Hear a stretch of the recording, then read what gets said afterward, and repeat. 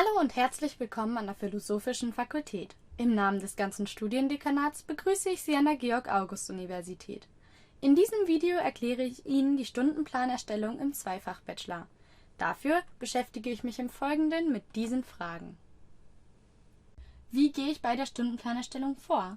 Was brauche ich, um den Stundenplan zu erstellen? Wo finde ich den exemplarischen Studienverlaufsplan? Und wo finde ich das Modulverzeichnis? Wie finde ich heraus, wann und wo die Veranstaltungen stattfinden? Wo muss ich mich anmelden? Und zu guter Letzt, ich habe Fragen. An wen kann ich mich wenden? Wie gehe ich also bei der Stundenplanerstellung vor? Als Faustregel gilt, dass Sie zunächst das kleinere Fach, also das mit weniger Studierenden, und dann das größere Fach wählen sollten.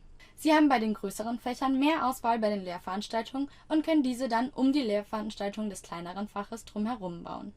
Beispiele für große Fächer sind Germanistik Deutsch, Geschichte, Englisch oder auch Philosophie. Eine weitere Faustregel besagt, dass Sie ca. 30 Credits im Semester belegen sollten, wenn Sie planen, Ihr Studium in Regelstudienzeit abzuschließen. Was brauche ich also, um den Stundenplan zu erstellen? Sie benötigen 4 Hilfsmittel. Zum einen den exemplarischen Studienverlaufsplan Ihres Faches, das Modulverzeichnis, Exa und StudIP. Bevor ich Ihnen zeige, wo Sie diese Hilfsmittel finden und wie Sie sie verwenden, möchte ich Ihnen noch einmal den Aufbau des Zwei-Fächer-Bachelors erklären, den Sie hier in einer Grafik eingeblendet sehen. Der Zwei-Fächer-Bachelor besteht im Groben aus 3 Teilbereichen, nämlich der Fachwissenschaft, dem Professionalisierungsbereich und der Bachelorarbeit. Diese 3 Bereiche ergeben zusammen 180 Credits. 132 Credits entfallen davon auf die Fachwissenschaft, die wiederum unterteilt ist in ihre beiden Fächer, also Fach A und Fach B, die sie jeweils gleichberechtigt zu 66 Credits studieren. Das nennen wir auch das Kerncurriculum. In diesem Video wird es ausschließlich um das Kerncurriculum gehen. Gleichwohl müssen Sie auch die anderen Bereiche abdecken, um Ihr Studium abzuschließen. Wenn Sie mehr Informationen zum Aufbau des Zwei-Fächer-Bachelors suchen, finden Sie diese auf den hier eingeblendeten Websites. Außerdem gelangen Sie über diesen Link zur Homepage der Studienberatung, wo Sie ein Informationsvideo zur Stundenplanerstellung ab dem 2. Fachsemester finden. In dem Video erfahren Sie neben weiteren Tipps zur Erstellung Ihres Stundenplans auch mehr über den Professionalisierungsbereich. Im ersten Schritt der Stundenplanerstellung benötigen Sie den exemplarischen Studienverlaufsplan. Diesen finden Sie auf der Homepage der Universität. Bitte starten Sie unter www.uni-göttingen.de. Wenn Sie dann auf den Reiter Studium klicken, finden Sie die Studienfächer von A bis Z. Die Fächer unserer Fakultät finden Sie unter den Reitern Geistes- und Kulturwissenschaften und Sprachen sowie Lehramt. Ich habe mich dazu entschieden, dieses Video am Beispiel des Faches Philosophie zu machen, weswegen ich einfach runterscrolle zum Fach Philosophie Bachelor 2 Fächer. Wenn Sie dann auf Ihr Fach geklickt haben, finden Sie wertvolle Informationen. Unter dem Reiter Studienaufbau finden Sie die Ordnungen und Modulverzeichnisse. Hier sind viele verschiedene Dokumente verlinkt, die alle mit Ihrem Studium zu tun haben. Wichtig für die Stundenplanerstellung sind allerdings nur die Dokumente 1 und 2. Also die Prüfungs- und Studienordnung, fachspezifische Bestimmungen sowie das Modulverzeichnis. Für Lehramtsstudierende ist allerdings auch noch das 4. Dokument wichtig. Zuerst öffnen Sie bitte die Prüfungs- und Studienordnung. Hier öffnet sich ein PDF-Dokument und ich empfehle Ihnen, dieses einmal aufmerksam durchzulesen. Wenn Sie bis zum Ende scrollen, finden Sie exemplarische Studienverlaufspläne. Diese zeigen uns an, in welcher Reihenfolge verschiedene Module idealerweise absolviert werden können. In diesem Fall ist das Fach Philosophie kombiniert mit dem Fach Skandinavistik und am Ende finden Sie Belegempfehlungen für den Professionalisierungsbereich. Wie der Name exemplarischer Studienverlaufsplan schon sagt, handelt es sich hier um einen Beispielplan, an den Sie sich zwar halten können, aber nicht müssen. Sie können ihn natürlich an Ihre individuellen Bedürfnisse anpassen. Die blau hinterlegten Module sind die des Faches Philosophie. Und Sie lesen es immer von Zeile zu Zeile. Uns interessiert heute nur das erste Semester. Hier sehen Sie 2 blau hinterlegte Module, nämlich zum Beispiel das Modul B401, Basismodul Theoretische Philosophie.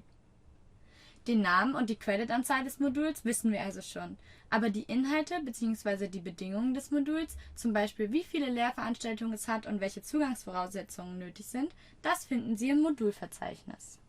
Für Ihre Stundenplanung benötigen Sie immer das aktuellste Modulverzeichnis. In diesem finden Sie zunächst eine alphabetische Auflistung aller Module des Faches und im nächsten Schritt dann die Übersicht nach Modulgruppen. Unter dem Punkt I finden Sie das Kerncurriculum. Das sind wie eingangs erwähnt die 66 Credits, die Sie erfüllen müssen, um das Studium erfolgreich abzuschließen. In diesem Fall finden wir unser Modul B401 unter den sogenannten Pflichtmodulen. Das heißt, unter den Modulen, die Sie auf jeden Fall absolvieren müssen. Dieses Modul können Sie nun anklicken. Wenn Sie das getan haben, landen Sie bei der sogenannten Modulbeschreibung. Hier bekommen Sie Informationen über das Modul. Zum einen den Namen des Moduls, den Arbeitsaufwand, die Lernziele und Kompetenzen und ganz wichtig, in der Mitte des Dokuments finden Sie immer Informationen über die Lehrveranstaltungen, die Sie belegen müssen. In diesem Fall ist es zum einen ein Einführungskurs in die theoretische Philosophie im Format einer Vorlesung oder einem Seminar, in dem Sie eine Klausur schreiben müssen.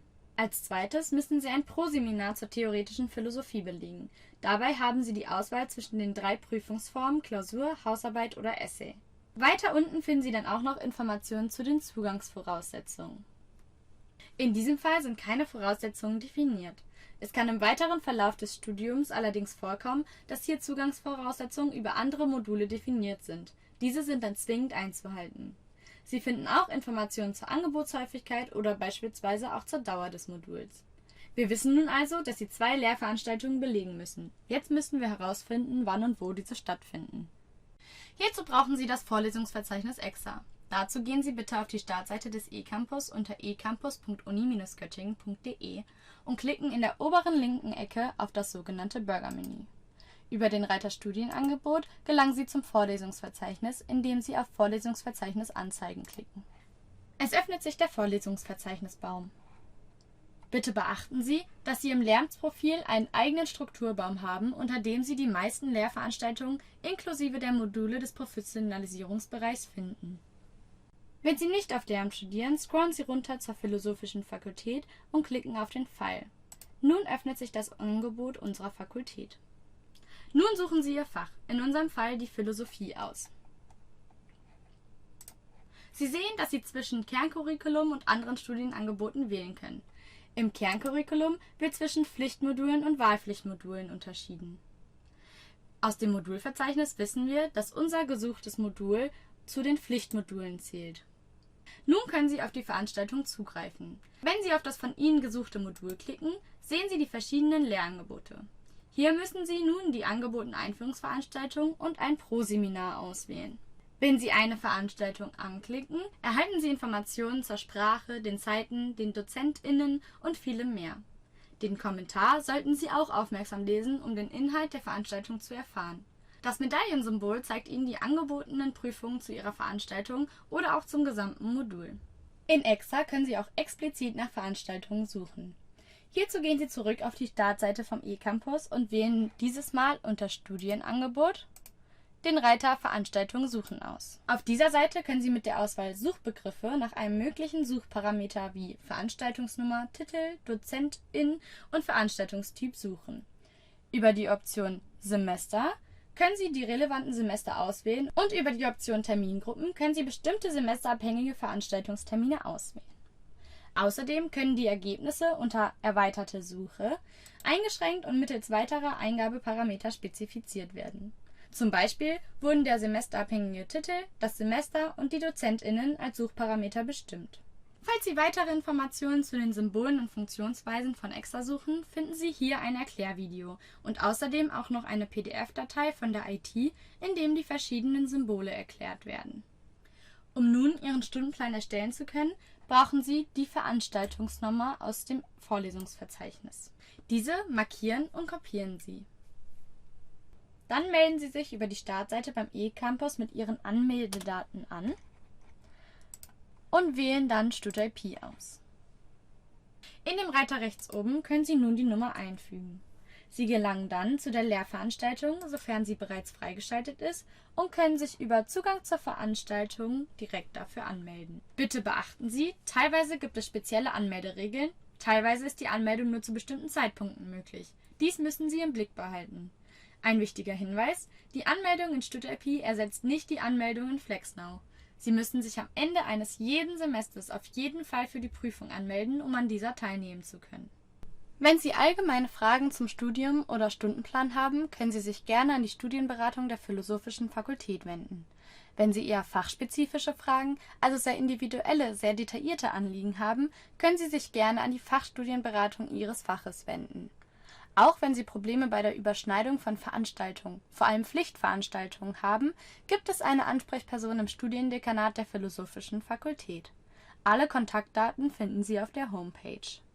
Ich wünsche Ihnen nun einen guten Start in das Semester.